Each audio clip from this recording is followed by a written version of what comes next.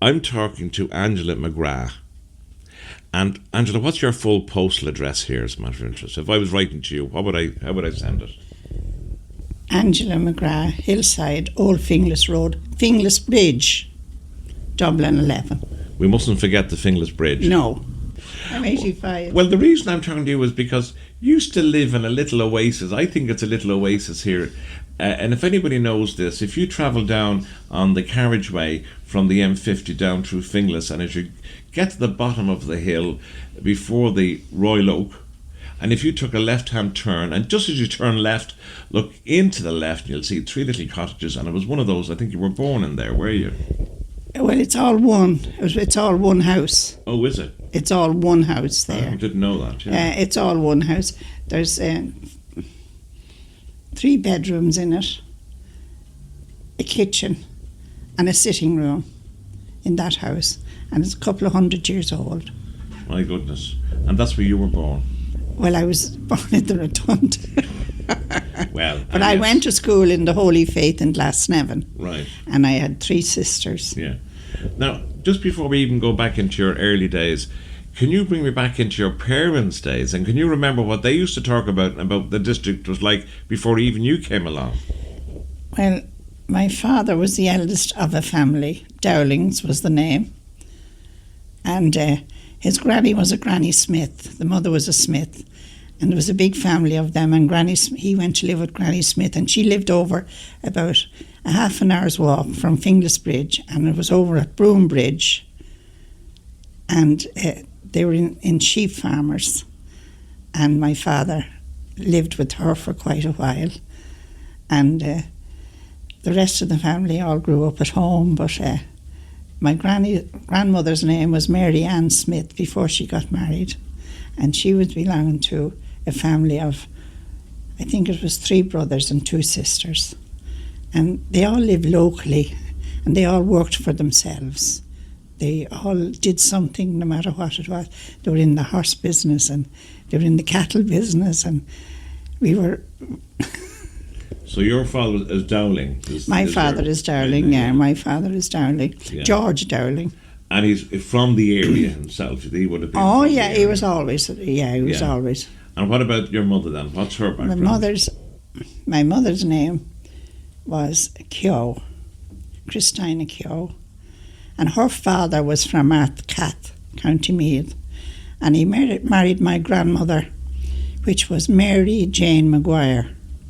And she was the eldest of a big family. And it was in the 1800s, of course. And she married very young. And the rest of the family went off to America. There was, I think, 9 of them. There was 10 of them all together, and she got married.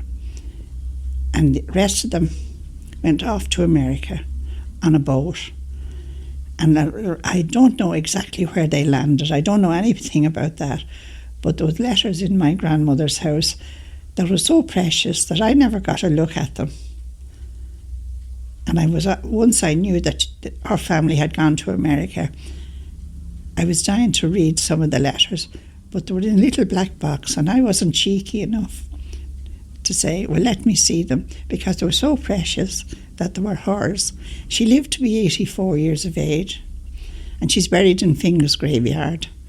And my grandfather died about 6 months later, and he was the same age, and both of them are buried up in Finglas graveyard. And she had one sister that was in love with a man by the name of Brady before she went away. And I don't know how she got back, but she scrambled back some way, and she married him. And she's buried, and she married the Brady, and she's also buried in Finglas graveyard. But the rest of them is wherever they are, they're spread all over America. Going back now to your very early memories, what are the first things that you remember that you can go back? You know? Well, my father had a dairy yard here, and we supplied the milk by can. We had 2 ponies, Kitty, and we just step in float. And he milked the cows every morning about 5 o'clock in the morning. And I was the eldest of the family, and I had 3 more sisters and 2 brothers. I know when I was a child there was plenty of hens, ducks, geese, goats, pigs, and pet lambs. And he milked about 25 cows. And then he had dry stock that was out in the winter time. And I remember the year that the foot and mouth broke out. I was 21 years of age and I was working. And the foot and mouth broke out not too far away from our place. And it broke out in the month of January. And by the month of... My mother used to sit up in bed every night praying that it wouldn't come near us. And of course, everybody was very upset to think that it was in the area, not alone anywhere else, but it was near us. But we avoided it until the 17th of March. Yeah, that would have been 1941 then. 1941, yeah. Yeah. That's right, 41 I remember. And I remember my father coming into the yard one morning, out of the yard one morning, into the kitchen. And my mother wasn't in the kitchen at the time. She was up in the bedrooms or somewhere. The children were all young. And he brought me over to the yard. And he said, Angela, he said, look what's on the wall. And the cattle were all tied with chains. And the trucks were in front of them. And this black animal was in the corner beside another one. And on the wall it was like as if you were after... from the animal's breath, it was gone like all damp. And he showed me, that's it, he said. Her tongue is full of blisters and she's breathing out and making the wall damp. And to cool her tongue, she was licking her foot. And that's how it's called, foot and mouth. I came in, he didn't tell my mother because my mother and himself were so happy and so united, and they were, he had a pet name on her. She was a fine looking woman with a fine family and had everything going for her, but a pet name he had was Tiny. Her first name was Christine. But any time he spoke to her, he called her Tiny. And he didn't want Tiny to know that it was in the yard because she gets so upset. And I got up on the bicycle, as he told me, to go up to report it to the Finglas barracks, to the guards in Finglas. At that time, there was about 4 guards up there. Guard O'Riordan, I think it was the sergeant. And he knew everybody, because we had only a small community, both in Finglas and in Finglas Bridge at the time, and he knew nearly everybody personally. And I said they didn't go around in cars then, they went around on a bike, and they had a great relationship with the people. They were all one. And I went to that barracks that morning and told them, and you could nearly see the tears coming in their eyes when they'd heard. And I came home, and we were quarantined then. We weren't allowed out. And the vets, and I can't remember who else came around, but I know there was a hullabaloo. And I said, in a very short time, they were there for a couple of days. For the simple reason is, the foot and mouth had spread so much that they were queuing up with the army lorries up the road from where I'm sitting now, opposite the dairy, but the dairy wasn't there at the time. It was, I can't remember exactly that, but Mr. Gleeson's land across the road from us, about 2 minutes walk up, there was a laneway, and the army was after digging some class of a hole, I don't know what it was, but they were bringing up the army lorries and they were shooting the animals down into the hole and putting quicklime on them. And we could hear them, before we got the disease at all, we could hear the cattle at night time when they were queuing up with the lorries, mooing. And my mother, and it would shake you. And of course, we were only young compared to my mother, but when it came to us, our place, it was just desperate. And I remember Father Russell was the parish priest in Finglas, And he found out the day that our place was going to be emptied. Emptied, when I say empty, I mean everything. And he came down and he sat with my mother. The lorries came in. Now, there was no people allowed into our house because we were quarantined. We had the disease. But he was there, and because everybody knew each other, you know, everyone knew each other. We had carpets outside the door full of Jace fluid and baths full of Jace fluid, and you couldn't get in or out anywhere, you know. Oh no, on the far side of the road, no, Clark's, which is where the pitch and putt was over there. That was a dairy yard at that time with a couple of 100 cattle. They were gone. And there was lots of people on the far side of the road, but we were on the right side. They were the left side was coming from the city of Dublin over the bridge. They were the first in this area to get it, and then it moved on up that side of the road, and then we got it on our side of the road. But anyway, they were taken by the army lorry and they were loaded up, and they were brought up very, very short distance up the road. Back though, but I remember my mother. I was the eldest, you know. Now that was when you were 21, but go back before that and start your early memories. You remember your early days in school? I do, yeah. And there was we went to the Holy Faith Convent School, and we were the country ones from Finglas. When you think about it, I mean, you're only 2 miles from the city, really, aren't you? About 3 miles. Yeah, we were in County Dublin. Corporation didn't move out here until after I got married. I was married in 1949. Yeah. And the corporation started to move out after the war. And we were still on rationing then, because when I got married, I had the wedding reception at home. I mean, the marquee. And that was the time. There was no hotel business in that time. And you had to have everything. And we went up to Craigie's, which was the Merville Dairy, up to Mr. Craigie, myself and a friend, and we got a big roll of butter from him because we couldn't get butter. It was rationed. Yes. Because all the stuff went out of Ireland to help the... But yeah, and the fact that, and this was he understood your situation. But he knew us. They all knew us. Because you were selling your milk into them. No, we were selling it when we delivered the milk in Dublin. We delivered to Connaught Street, Munster Street, Ulster Street, and around by Fibbisborough, and down the borough, and right down to Broadstone. Right. And then we come back. So you had your dairy, and you just we milked the cow, and you did milk, and you distributed that milk to your own customers. To our own customers, yeah, to our own. My father, and he had, and often that's how I knew so much about him. I used to go with my father. I was the eldest, and I'd often get. Be up on the. I'd often go up. I'd often get into the float with Kitty Pony, and I'd drive the pony along with him. We were very close. Well, in that time, children did everything. When you belong to a family like that. Yeah. But everybody around here worked for themselves. Yes, yeah. There was nobody. Merville was a great place for the simple reason is it was them that employed the people at that time. You know, there were and there was horses delivering the milk.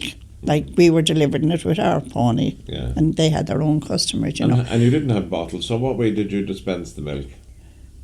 We had a cooler in the yard. We had a proper cooler. See, that was why the county council inspectors came out to every dairy to see that everything was in order, that everything was properly looked after. And then the milk would be cooled and left to cool for a while, and then it was put into big churns and put into the cart, the step-in float, and then you had milk cans with a snout on it, and you delivered them, and you got a pint, a quarter, a half a gallon or what, twice a day. They delivered twice a day then.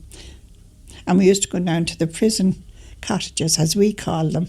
There were the prison houses belonged to Mountjoy, and I knew my father knew everybody that lived in them because they were all prison officers at that time. And there was a great friend of his would always have a cup of tea on the table, and her name was Mrs. Berry.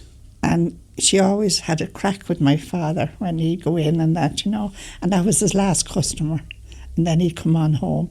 And he called to the North City Mills, which was right there opposite Bushes. You know, the mills there at the canal. Oh, right. At the canal. That was a mill. That was a mill there. They used to take in the wheat and all, and he used to call in there and bring home flour and wheat meal and stuff for the cattle and all in the cart on the floor of it when he'd be coming home so many days a week for the house. We had very little transport out of here. You had to have your own transport to get into town. There was no bank in Finglas at that time. The Royal Bank in Phibsborough was the one then, and now that's gone. It was rolled over to Allied Irish in our time. And then we got a bus. I can't exactly remember the whole... the trams have not come out by Glasnevin at all, no? The trams came to the Holy Faith in Glasnevin, and there was a man on them. It was a penny, 1 penny, to get on the tram when we'd come out of school and we were going up to Phibsborough. When we were about 10-year-old, we might be allowed to go up to Phibsborough to get messages. And Mr. Burden would know us because we had the uniform on us. And we would get out and we would go for whatever message we had to get. And then we'd come back on the tram and we would walk from Glasnevin home. And on the Glasnevin Road, there was no houses. Creemore wasn't built at that time. Well, yes, it was before I left school. They started to build, and it was a Mr. Strain. That was the man that was building the houses. And he was a big, tall man with a slouch hat, and he used to clap his hands when he'd see 3 or 4 of us running, and he'd say, time up, because we had to be in at 9, into the nuns. And that was the mother house for the Holy Faith. All the nuns entered there, and it was quite... And they kept boarders over there at that time. And it was all nuns, all young girls going in to be nuns, and they had the black veil first for so long, and then they entered the white veil, and then they were professed. And I remember going through that school, and we used to know when the professions and all was on. And there was hundreds of nuns in it then. But that was the mother house where they entered. Could you describe your school days as happy days? Were they happy days? Yes, and I learned music in school, and I played the violin in school. And my mother used to come over, and there was a nun by the name of Sister Hilda, which was she was a beautiful person, very pleasant, loved the music, and taught music in school to all the girls that was going to music. And I went to music, and I was belonging to a little orchestra there, and we used to play at the drill displays and in many of the concerts, and that was it. And getting away from that part of it, my first child was born in 1950, was it? Yeah, 50. And that Christmas of 1950, he was born in a nursing home, and my husband and myself and godfather and godmother, we went to St. Canice's in Finglas to have him christened before I could come home to my own home. That was the usual then. You didn't bring home your child anywhere until it was baptised. And when I went up to Finglas at 12 o'clock to have him christened on a Christmas Eve, who was up in the choir? Only Sister Hilda. And I hadn't seen Sister Hilda from the time I had left school. And she came down to see the baby.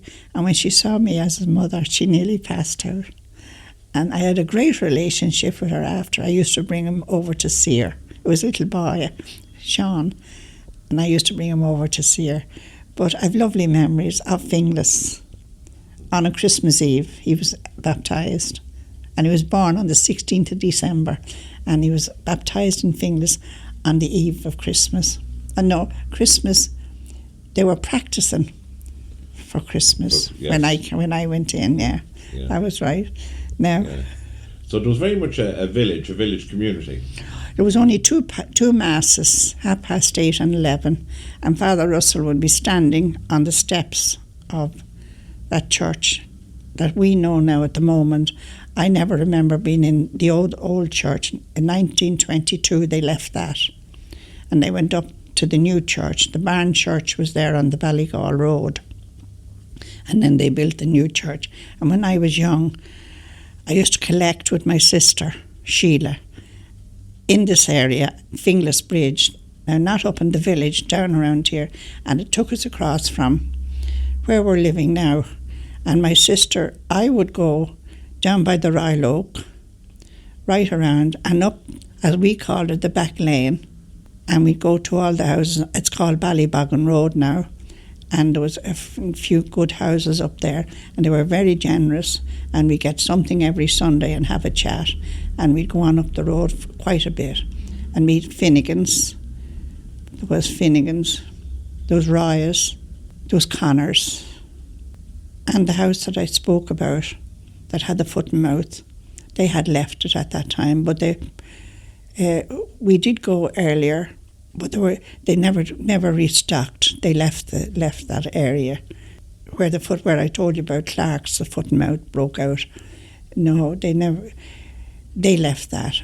Now there was a tragedy happened after that there. It was sold, and it was a man by the name of Gaffney bought it, and he was a superintendent or something in the police. Now I don't know what he was, but his son went to live in it, and he married an O'Malley from Galway, and there were a bride and groom, I think, going in there, but she had one lovely little boy, and he was a doctor, and she had another little thing in the pram, and the first thing that happened was, I can't remember which the terrible tragedy happened.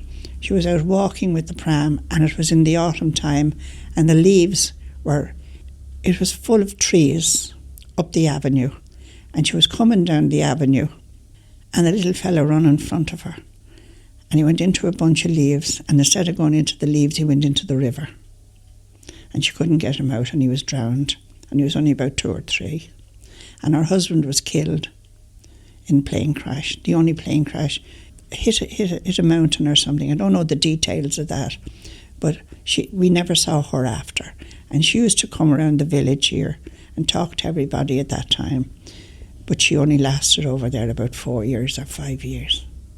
The house is still there, and it was occupied then by Macaulay's, and it's still there now, and it was a golf course for quite a while after that. The pitch and putt there. Yeah, and now it's Finglas Woods. Yes. It's called Finglas Woods. And is their original house still there? The old house is still there, yeah. All right. And I can't tell you much about that because I haven't been in touch over that way, because we're gone into a new world. Absolutely. We're gone into a new world. Like, you're also proud of the fact you like to identify here as Finglas Bridge. What was that bridge the same bridge that's there now? Yes. It was widened. That's the only thing it was done with, was widened. Right. But that's the Talcure. The Talcure goes under that. It was never a humpback bridge, was it not? No. No. Not that I remember, but I must tell you this, which I think is, I'd love it to see it happening again. When the people down here, anybody died, and they died, most people died in their own home then. And it's Ballyboggin Road now. Yes. Ballyboggin Road. Yeah. And that brought us over to Broome Bridge. Yes. And they used to have the crossroad dancing over there. Really? Yeah. And there was no picture house, there was no nothing. And Jackie Callahan was his name, and he was very fond of the old melodeon. And at that time, there was no televisions. And the young people would be saying, "Are you coming over tonight? Are you coming over tonight?" And 5 or 6 young people around the age of about 16 or so would go over. And then it got very popular. And in the summer nights, they'd have a great crowd, and we used to dance over there on the crossroads. And it was a little village then, and there was an old pub in it called the Jolly Topers, and it had closed down. And that I made inquiries then about the new Jolly Topers that's up in the village, and I believe that's the licence belonging to it. Ah, yes, that's the connection. And all the carts and all would be able to stop over there. That would be bringing their stuff into the market with hay and turnips and all, and it'd go into the Jolly Topers, and they'd get a sandwich early in the morning and give their horses a break and go on again. Very good. Because you were near Dublin here, just on the gates of it, you would have seen a lot of traffic coming up that road. I mean, a lot of produce being brought into the markets. Would you? Yeah, and when I'd be going to work, now we went to school that way. Yeah. But we'd go the main road going to my sister Sheila worked in Arnott's. She hadn't to be until 9, but I had to be in at 8. And you worked in Arnott's there? No, I didn't work in Arnott's. I worked in the Irish Carton Printers connected with Players there. Right. So all we did was I don't know whether you remember or not, was the little cards in the boxes. Printed the little card, decks of cards that went into all the boxes for the cigarettes. Do you remember Players? Yeah. And do you remember then there'd be birds and there'd be aeroplanes and all. Well, we were doing, that was the printing end of it. If only you could get your hands on a few of those now. I know. They're all collector's items. I know. But it was a very, very good job too. I mean, a lovely bonus every year. And I must tell you this, there was a lovely canteen in it. And it was a new factory really that started, because the tariffs went on. De Valera put on the tariffs, and lots of the factories made their own stuff here then. And that's what brought the bit of work in here first. And then Players was making the cigarettes beside it, and we had then they opened this, and I was coming 18 or 19, and I applied, and I had to wait. But then my father got to put in the milk into the canteen, and he used to bring in a big can of milk every day into it, you know. But it was all loose milk. There was no bottles then. Yeah. And would you remember, just Angela, just out of interest, how much, can you remember the price of a pint of milk? 2 pence and a halfpenny, 2.5p a pint. Yeah. And it was 2 shillings for sirloin, 2 shillings and 6pence, 2 shillings and 4pence, old money, for sirloin steak. Downs's in Phibsborough. Downs's was a bakery, and you got 2 loaves. For 2 loaves was 8 pence. Like steam would be coming out of them, and there'd be just 2 loaves, fine loaves, lovely, well baked, for 8 pence, 4 pence each. Very good. I remember that well. My mother baked most of our what our family eats. We did have a loaf on and off. She was a terrific cook, and we had our own fowl, our own eggs, and we did the buttermilk, and she made our own butter. And we used to have a dash churn, not a barrel churn. It was with a dash up and down. So how did that operate now? The barrel revolved? No, the barrel, yeah. Yes. But we hadn't one of them. We had a dash churn. It was like a wooden churn, and it had a big long dash in the centre of it, with like a flat wheel in the bottom of it, and you put down the lid on the top of the. Like a pole sticking out. Like a brush. Yes. And it was, instead of a brush being at the bottom, it was a flat, like a flat wheel. Right. And you put down the thing, and then you put down the barrel down, and it was all tight. And then you'd see the butter coming up on the top of when you keep dashing, because the butter it'd start to make, and it'd come up on we'll say the handle of the brush. Right. And when you see it getting bigger and bigger and bigger, you know. Yes. And he's a lovely, now that you're talking about Seamus Ennis. He's a lovely mother. He's a lovely mother. Really? He's a lovely mother. And he had sisters. My young sister, still alive, she'd know more about him than I did, because he was her vintage. He wouldn't be as old as me. Really? I wouldn't say so. We mixed with them younger, because he used to go to the dances up in the hall and all, and I used to run some of the dances, and he'd help. But he was great. He was a great character.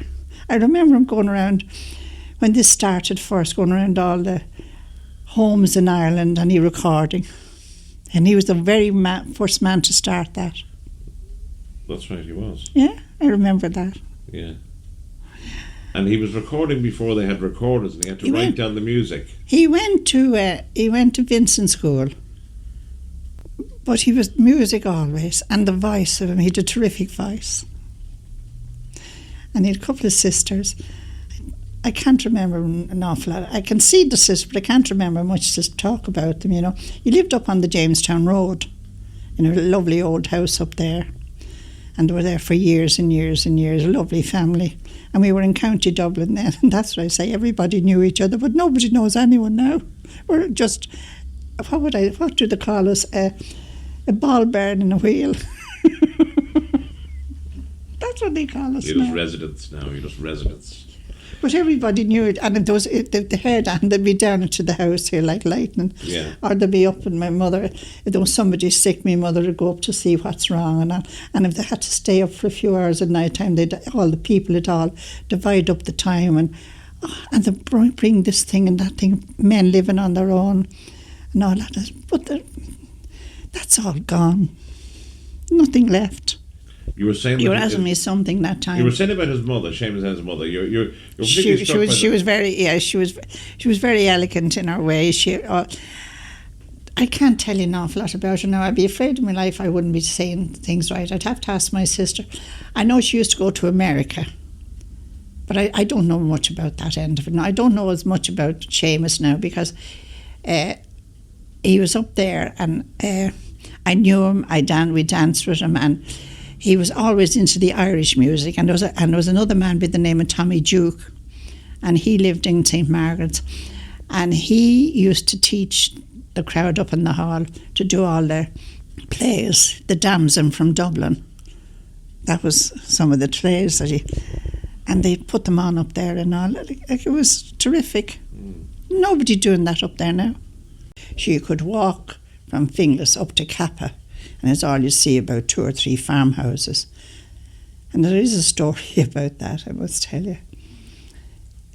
When Kappa was in the year, I'd say 49, 59, I'd say it was about 1959, Father Furlong, that's in that photograph there, used to say Mass in Kappa for the nuns and the patients, which was nearly a TB home then for children, like with TB.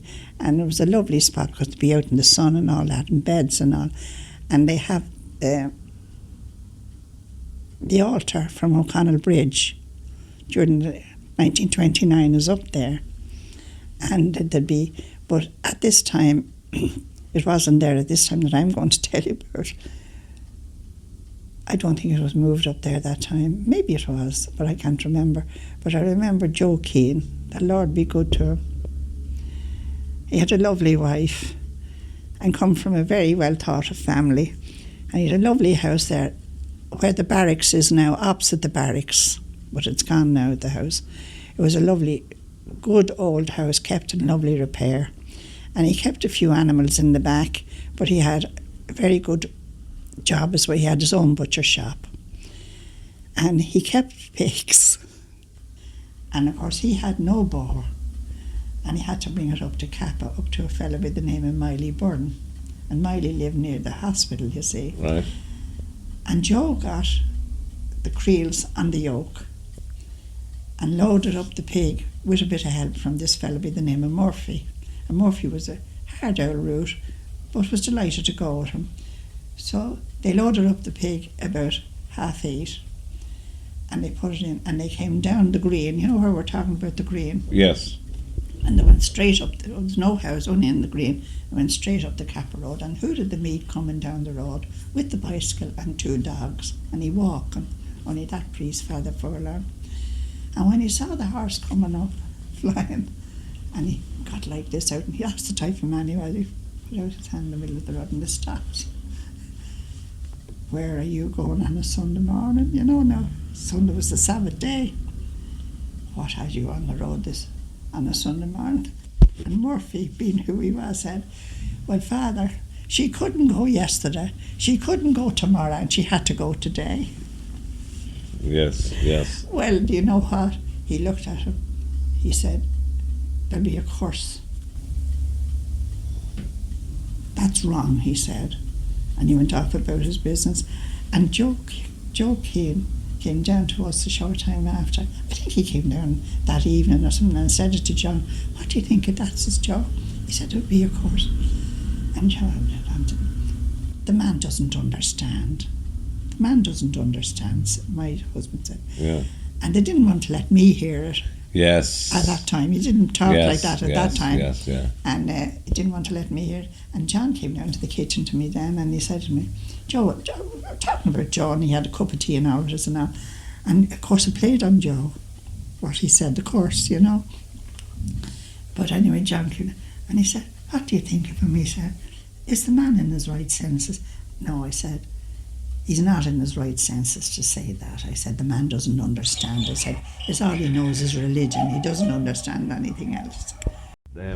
I took photographs up here in Finglas. It could have been the 70s or the 80s. And that pub on the left-hand side was called the Duck Inn. Now, before that, it was the Widow's Scanless. One was Nellie Flood's on the right-hand side in our time. Yeah. When we were kids. And the other was the Widow's, because she married, they were two relations. Right. They were two relations. And they lived in Gofton Hall. Right. I think she's still alive, the widow. Well, up to last year or so, but she's not up there. I think she went back to Limerick or somewhere. Really? But she sold it. Really? Yeah, and that's where Mary's is now. You know, Mary's the sweet shop. Oh, yeah. And where Iceland is. Yeah. That was the pub. And that's where the old barracks was, the wooden barracks that I went up to report. Sergeant Reardon was the man. That's right, when you were reporting that. And then time. there was another man. Well, tell you what, can you just take me up the village and describe to me when you left your house and started walking past Maryville Dairy and walked up, then as you got close to the village, what did you see? What came into view? When we got up to Maryville Dairy there, on the left-hand side, there was the woods, Finglas Woods. Right. And you went up to, we used to call them Nods. That was the Craig. There was a big family of the Craigies, and they were all scattered all around, rearing their families. And that lady had all sons and three daughters, a big crowd of sons, and she lived up at the top of the Finglas Woods, St. Helene. It's still there, the house. Do you know what I'm talking about? I do. And she was such a lovely old lady that we were just the villagers, and she used to come for a walk in the summer's evening, and if there was anybody with a new baby or expecting a baby, she'd go in and sit with them, and she'd talk to them, and she'd bring down a present with them, and she was the best in the world. She was really terrific. And she'd all them sons, Robert and a whole crowd of sons, and three daughters. That was on your left-hand side, and on your right-hand side there was people by the name of Coateses that was there for years and years and years. And at the back of Coateses there was a golf course, but it was gone out of being then. But my son has a photograph of the golf course that he bought at an auction, and he has it in his house, and you can see the remains of the golf course. Yeah. You went on up then, and you came to George Craigie's house on your right, and he built a house there, and one of his sons was in the army, the Irish Army, a captain or something, and the other one went to be a clergyman. I don't know whether I don't think he'd any daughters. And he went up then to a place we used to call it Stamps Field, and that's where we used to have the Airyachts. Now the Airyacht was like a sports, but we called it an Airyacht, and that had a big dancing board up on stills, and have the Irish dancing and all the Irish music and all when we were kids. And that was a huge big field that would be open just for that. That was near George Craigie's, the second Craigie house. And you went on then up, and there's a whole Derham's, that's the big house now that they're using for opposite. You know where Terence Christie's is, where they made the shoes. Yes. The house on its own, Towson. Yeah. Towson. Well, and that was a lodge, a back lodge, going into a private asylum. The main road wasn't there at that time, it was all fields. Are you with me? Yes. There was a back lodge going in there into a private asylum in the English time, and it was still there when we were going to school. And I remember one morning that we were going over to school over the back road here. A lovely young lady, which wasn't in her right mind, was running across with a nightdress on her. And they were trying to flying after her. She got out of the place, and they were asking us, did we see her? But we saw the woman running, but we didn't. We were so innocent. But they catered for Northern Ireland, for the people from up that direction. It was a private asylum, and it was run by the, what would I say, RUC, is that there?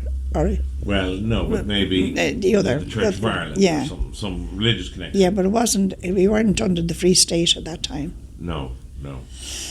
And the main lodge was where Janelle is now. All right. The main lodge was in there, and the back lodge was where Towson's house is. And on the opposite side of the road was a huge big farmers by the name of Derham's.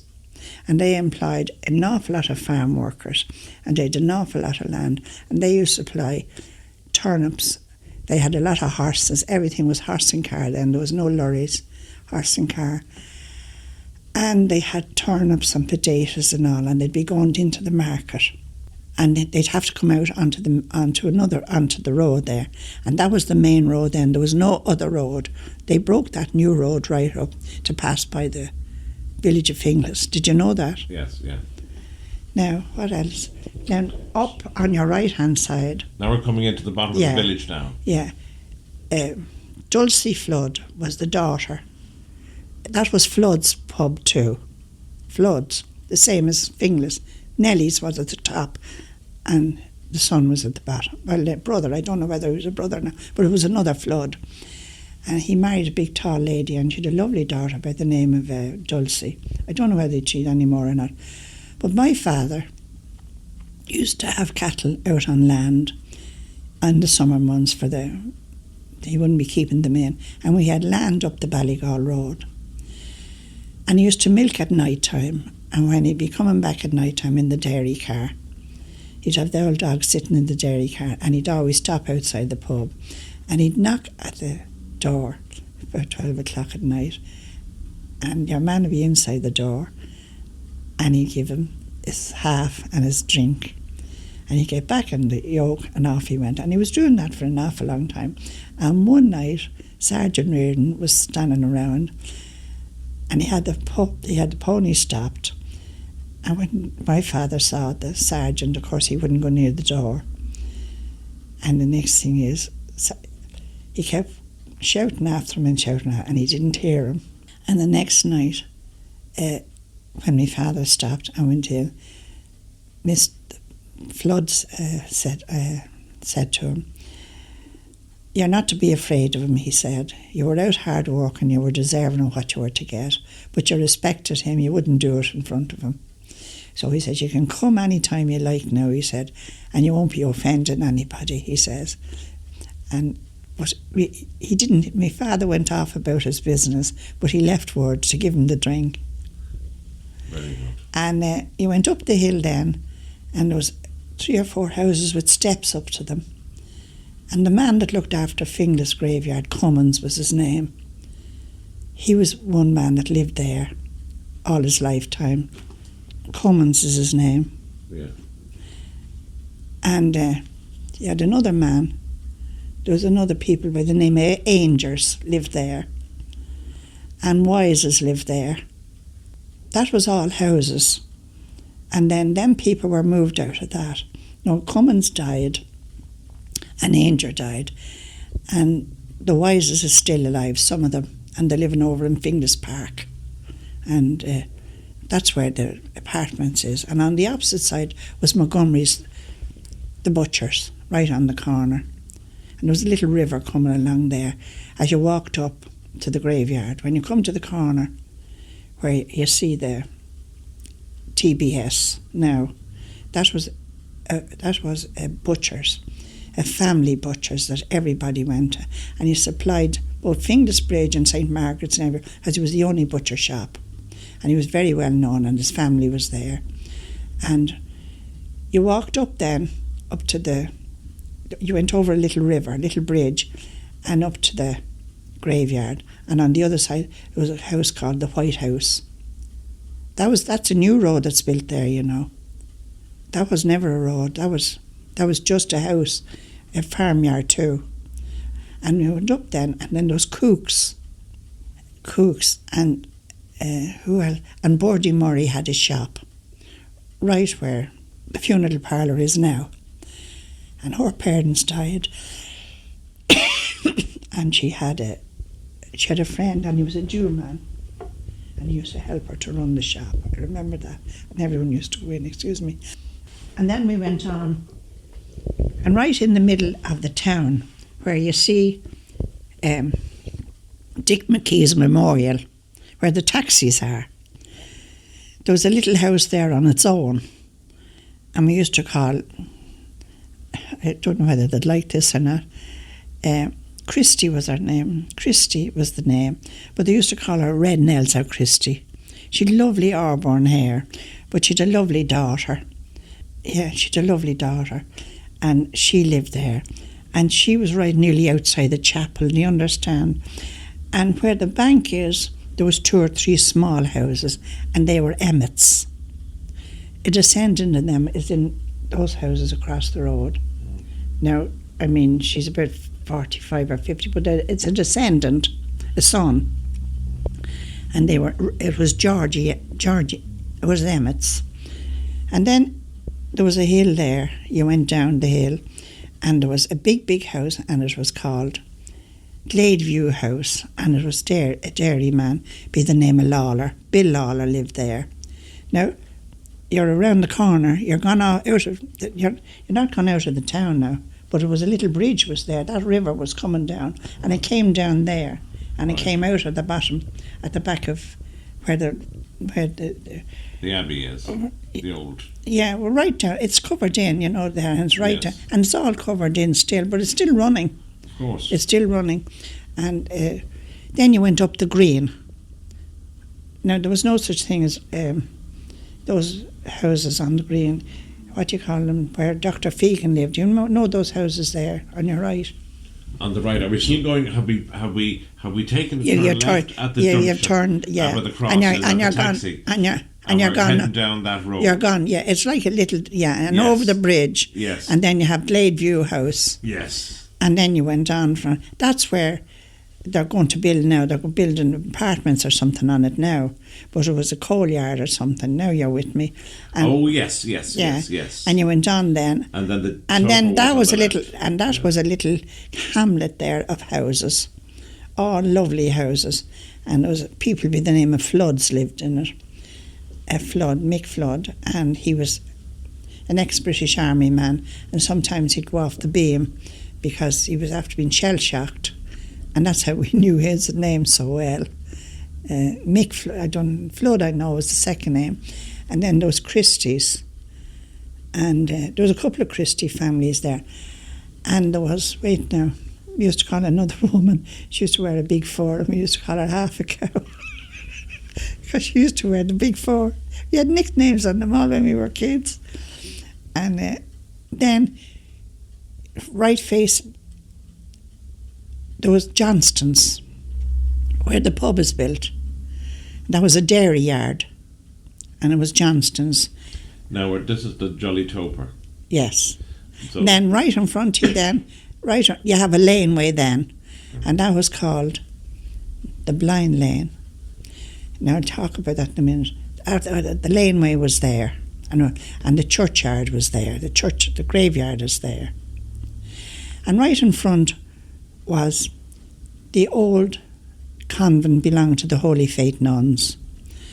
And there was a Sister Dorici there, and she used to teach the private school kids in a room adjoining it. But the nuns lived there, and then they bought the other place where Craigies lived, up around the corner. You know where that person is for the homeless? You know the big house there? Oh, Sister Stanislaus. Stanislaus. Yeah, she's in it now. Is she? Yeah, and do you know who was living in? That was. Wait now. Oh, a very unusual name it was. And there was a ballroom in that. And they were the gentry of Finglas years and years and years ago. Who was that then? I never remember them. No, but my mother did. And my mother used to tell us. And who bought it? Only Craigie's. The Merville Dairy crowd bought it. And some of them lived in that. And they're gone out of it. It's now. not. You're not talking about St. Helena's now. Oh no, I'm talking about where Sister Stanislaus is. Right. Do you know where that? Do you know Well, where that's the convent area there. I thought. That's she was, it. Yeah. I'm talking of previous to that. All right. That was a private dwelling.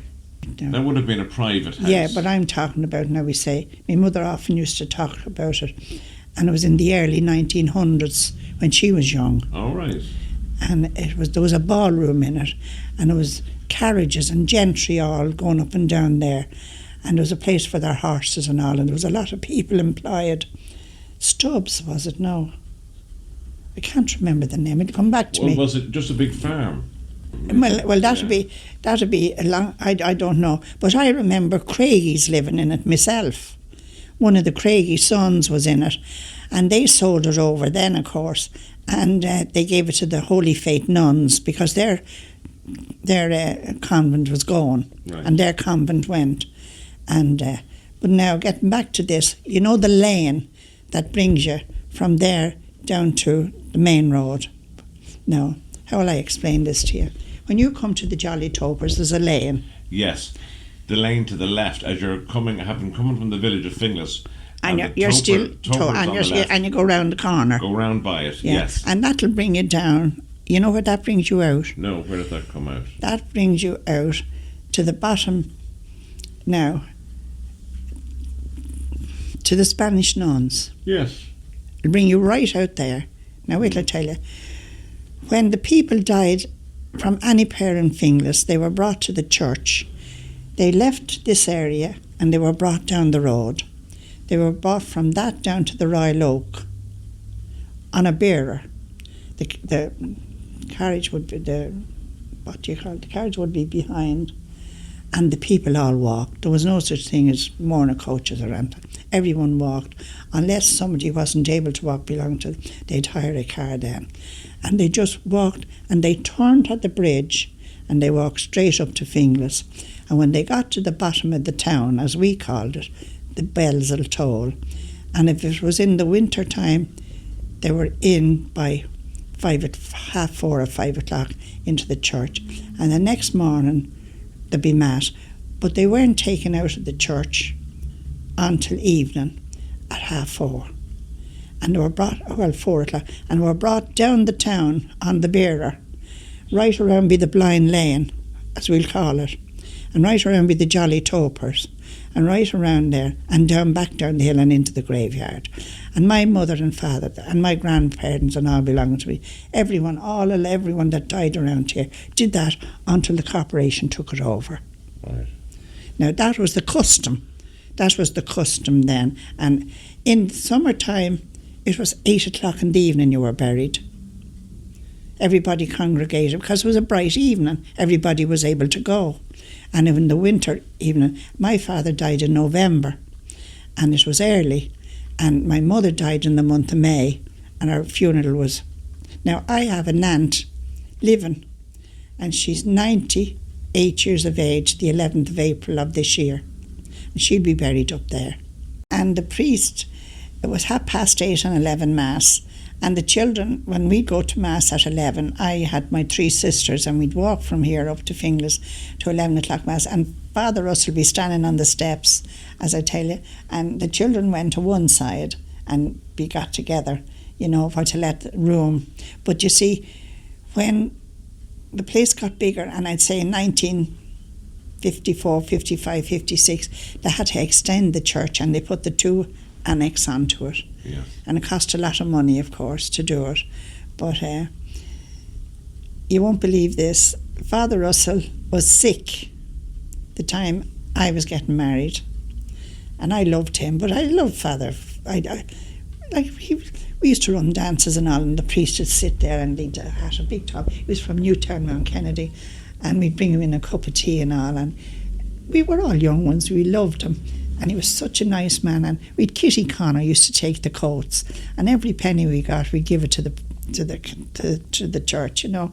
But unfortunately, or fortunately, I don't know, but it was Father Furlong married me because he was sick, and he was at home in his own house in Finglas. That's gone now, unfortunately. And who used to give him all the attention? We had a great relationship with the Protestants, because if we were running something in our hall, we sent all invitations. And if they were running something, we got our invitations. And we were all one. There was no such thing as anything between us in any shape or form. We were all one. And in saying that, when he was dying, This is Father Russell, it was on his last couple of weeks on this earth. He was an old man at the time. He gave an awful lot to Finglas, and he was in Talca Park. It's a Talca Park, no, Croke Park, for Bloody Sunday. There's another little bit of news for you. He was in Croke Park for Bloody Sunday. Now, I often heard him say that, and I know it's true what I'm saying. And who waked him and stopped with him and looked after him as much as the Catholics did was the Craigie Craigies.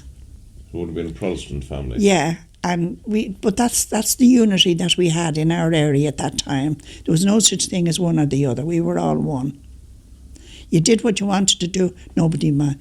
You were just a human being doing what you wanted to do, and that's the way it should be. But in saying that, he had a nephew. Now I may be wrong on this. His name was Dan Mokler. And he was training to be a priest. When I say training, I don't know whether he was started or what. He was a fine big fellow. And I remember I went in to see Father Russell. We were allowed in, a few of us, to see him, and he was sick and he wasn't well. When he got bad, then we weren't allowed to go in. But he was there with him all the time. Dan Moore. I don't know whether he ever made a priest or not, but he went out of our reach wherever he went to. Yes, there was a big house where the bank was, where the bank is now, and there was a schoolmaster was in it, and it was a 3-story house, huge big house, and next to that was people by the name of Smarts, and they had a lovely house, a lovely old country cottage, big family in it, and they had a lot of animals. Around the corner, then they had the post office. Luby's was the people's name, and around the corner then there was a sweet shop by the name of Mary Fagan, and they had a great sweet shop there. You're going up the Jamestown Road then, and there was about 10 houses, and it was facing Gofton Hall. Gofton Hall was a huge big house. There must have been about 15 or 16 rooms in it, with a big eagle on the top of it. Massive big gates going into it. And who lived in that? Only the widow O'Donnell and Nellie Flood and that family that owned the 2 pubs in Finglas at that time. And you went up a little bit. There was no other houses, only 2 labourers' cottages. And there was greens. I think there's an optician in it now and something else, but the house is still there, and it's facing down for Finglas Village when you're walking up near Super Quinn. You know the house I'm talking about. Now, then there was Jamestown Road, and there was very little on Jamestown Road. There was only a couple of labourers' cottages, and that's where Seamus Ennis lived up there. Then there was Mickey Avenue, which we called the Tinker's Lane. Did you ever know that? And the reason why we called it the Tinker's Lane was, of course, people doesn't like to say this, because there was only a couple of houses on it, a few cottages on it, and the Tinkers used to bill it to be near Dublin for Christmas, and they used to have their carts and their wagons and all parked along there. And we called the place the Watery Lanes. Did you ever hear of the Watery Lanes? No, I know Double Cross all right. The Watery Lanes, you're at the North Road. I don't know where I'd be now, and I'm telling you this. When you went up to the top of Mickey Avenue, which his Gatto and all is up there now. That's they were right. all fields. They were Yes. all fields. It was Yeah. all fields. You turned to your left for the double road is up there. Yes. And the first factory that was built up there wasn't Gatto, because we worked for Gatto to draw the flour, and we used to draw the curtains, and that was before everything came in bulk, and it was lorried. It wasn't in. And there was another factory across the road, and there was two Duffys lived, and she was a terrific violinist, Nan Duffy, and Rose Duffy was the two sisters, and Tom Duffy was a brother. And they had a father that had an immaculate garden, and they were great musicians. And Tom was a piper, and Nan was the violinist, and Rose got married.